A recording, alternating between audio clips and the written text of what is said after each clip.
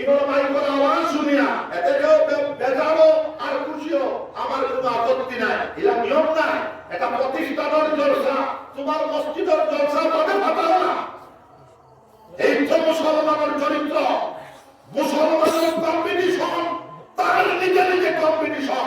এই চরিত্র খেয়ে কাকে জমাইয়া দেব, এইটা আমরা বিতাড়িত করা লাগবে।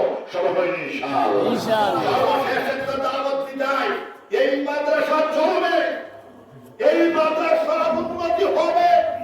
আমি উদ্ধার কণ্ঠে আজকে এই মহতি মাজলিসের মধ্যে বলা যাচ্ছি, এই মাদ্রাসা আসামের মধ্যে রেকর্ড ব্রেক করবে।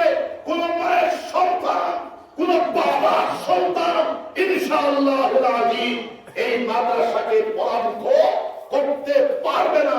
চ্যালেঞ্জ করছি আমি। জিকির হলো লা ইলাহা ইল্লাল্লাহ, লা ইলাহা ইল্লাল্লাহ। আর কোনদিন দাওয়াত দেওয়ার ঘরে সভাপতি সভাপতি যাওয়ার চেষ্টা করিও না, চেষ্টা করিও না। বড় গরম মানুষ বেয়াদবি করিও না, মজলিসের বেয়াদবি করার বলে তুমি গেলা গা, তোমার লগে আরো কয়েক গেল না, এটা কবি হুদিরে আনিও না, আর বেয়াদবি করিও না। জিকির হলো লা ইলাহা ইল্লাল্লাহ, লা ইলাহা ইল্লাল্লাহ। তোমার রায়তুক থেকে নিয়ে না খেয়াল হলো বাবা যে একটা দাওয়াত দিতে যায়। আগামী 11 ফেব্রুয়ারি গোবিন্দপুর টাইটেল মাদ্রাসা বুহারি হুকুম আছে, আপনারা যাওয়ার চেষ্টা করবেন ইনশাআল্লাহ। এটা প্রতিশোধ নিছে দুয়ারা পাঁচ হাত মিলে যাইব।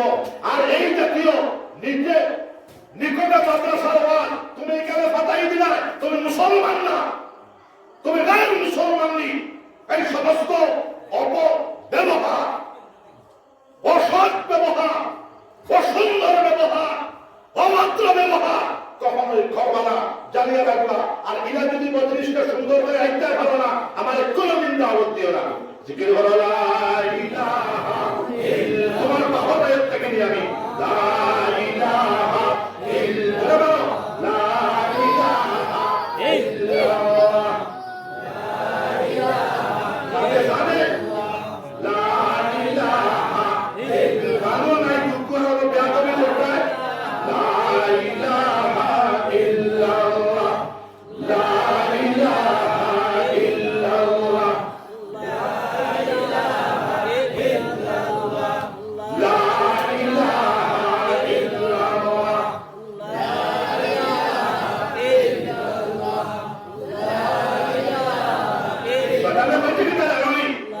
সকালে বাজে সব বলায় ছড়ায় বলে সভাপতিটা উঠা, এর হলো নিষ্কালা বেঠানো উঠা।